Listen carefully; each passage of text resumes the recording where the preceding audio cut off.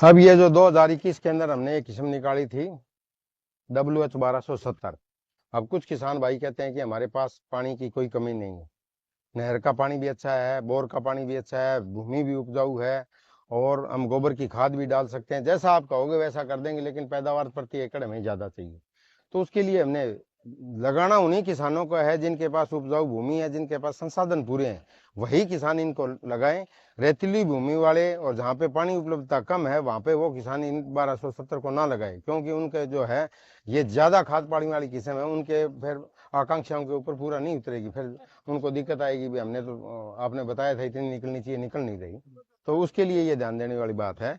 तो ये है WH 1270 किस्म। इस किस्म के लिए हमने क्या करना है कि बिजाई अक्टूबर के अंतिम सप्ताह और नवंबर के पहले सप्ताह तक रिकमेंड करते हैं, लेकिन 15-20 नवंबर तक बिजाई कर दो तो भी अच्छी सामान्य किस्मों के मुकाबले में ज़्यादा पैदावार देती है।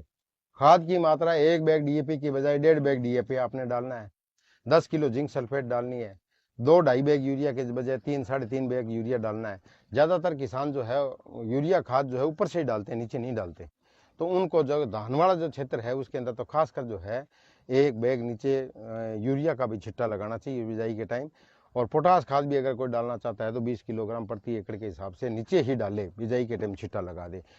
DAP, पोटास, जिंक, ये सारी चीजें नीचे डालनी है। 1/3 नाइट्रोजन है वो भी आपने नीचे देनी चाहिए, जाकि खेत के अंदर पड़ी जो कचरा है उसको गड़ने के लिए नाइट्रोजन चाहिए वो इस्तेमाल हो जाएगी, नहीं तो जमीन में पड़ी नाइट्रोजन को वो लेगा और आपको जो उगते पौधे हैं उनके लिए नाइट्रोजन खाद नहीं मिलेगी, तो उगते हुए पीले दिखाई देने लग जाएंगे। इसलिए 1/3 नाइट्रोजन जो है आपको बिजाई के टाइम ही नीचे डालनी चाहिए। अब क्या करना क्या है इसके लिए, 40 किलोग्राम बीज प्रति एकड़ आपने इस्तेमाल करना है। पानी जो है 20 दिन पे, दूसरा 45 पे, तीसरा 65 पे, 85 पे, 105 पे और लास्ट पानी 120 दिन पे। आखिरी पानी 120 दिन पे देना चाहिए। वो पानी भी हल्का देना चाहिए क्योंकि दाने भर जाते हैं उस टाइम, फिर दिक्कत आती है, नहीं तो गिरेगी, गिरने से आपकी पैदावार कम होगी। अब ज़्यादा खाद पानी आपने दे दिया तो उससे पौधा नरम हो जाता है, गिरने की संभावना रहती है। तो उससे बचाने के लिए फिर आपको ग्रोथ रेगुलेटर या की आपने स्प्रे करनी है। ग्रोथ रेगुलेटर की स्प्रे करनी है, वो कौन सी स्टेज पे करनी है? एक तो करनी है 50-55 दिन पे, जब तने की पहली गांठ पड़े उस टाइम।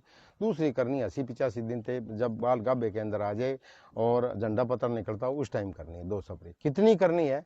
400 मिलीलीटर दवाई क्लोरमीक्वाट लियोसिन के नाम से जो आती है वो 200 लीटर पानी में घोल के आपने स्प्रे करनी है प्रति एकड़। एक स्प्रे 50-55 दिन पे, दूसरी 80-85 दिन पे। अब जिस तरह आप देख रहे हो यहाँ पे हमने सामान्य खाद पानी की ये किस्म जो आपको दिखाई दे रही है, इसके अंदर सामान्य खाद पानी के अंदर इसकी हाइट ज्यादा रहती है और इसके अंदर हमने जो है 150% मतलब 1.5 यूरिया और DAP डाली है, गोबर की खाद भी डाली है, और ये डालने के बाद हमने 2 लियोसिन की स्प्रे करी है। स्प्रे करी तो इसकी हाइट का आप देख रहे हो थोड़ा सा फर्क आ गया, 8-10 सेंटीमीटर कम हो जाती है। दूसरा जो है इस स्प्रे करने से क्या होगा, ये जितना है आपका ये अंदर से ओलो थोथा होता है, जैसे ही दवाई डालेंगे तो इसके अंदर धागे भर के लिग्निशन हो गए, लिग्निफाइड हो गए, ये स्ट्रॉन्ग हो जाएगा, बांस की तरह मजबूत हो जाएगा, गिरेगा नहीं तो आपकी पैदावार ज्यादा होगी। एक जो हेलियोसिन की स्प्रे करने से बालियां भी 5-4 दिन लेट से निकलती हैं, पकती भी ये इससे 5 दिन लेट है, तो जितने दिन ज्यादा खेत में खड़ी रहेगी उतनी ही पैदावार ज्यादा देने के चांस रहते हैं। गिरेगी नहीं और खेत में ज्यादा दिन खड़ी रहेगी तो आपकी अच्छी पैदावार देगी। इसकी औसतन पैदावार जो है 75-76 मन प्रति एकड़ से लेके और 90-91 मन तक प्रति एकड़ की जो है पैदावार ली जा सकती है। काफी किसानों के फोन आए 70-75 वालों के, और इनको ज्यादा खाद पानी पे ना दे के और लियोसिन के स्प्रे के झंझट में कोई अगर नहीं पड़ना चाहता तो वो सामान्य बिजाई भी 20 नवंबर तक इसकी करेगा तो 65-70 मन आराम से निकल जाती है, कोई दिक्कत नहीं आती। इसी कड़ी के अंदर दूसरी किस्में भी हैं जो दूसरे संस्थान ने निकाली है। DBW 303 है, DBW 327 है, PBW 872 है। ये 4-5 किस्में हैं जो ज्यादा खाद पानी वाली है। तो इन सब के अंदर जो है वही ग्रोथ रेगुलेटर की स्प्रे रिकमेंडेड है।